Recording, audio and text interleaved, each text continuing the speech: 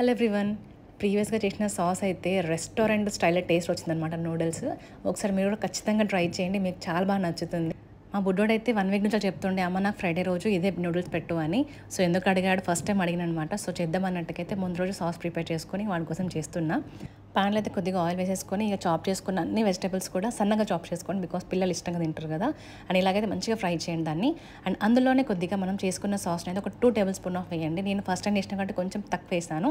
కానీ 2 table spoon వేయండి, పర్ఫెక్ట్‌గా సరిపోతుంది.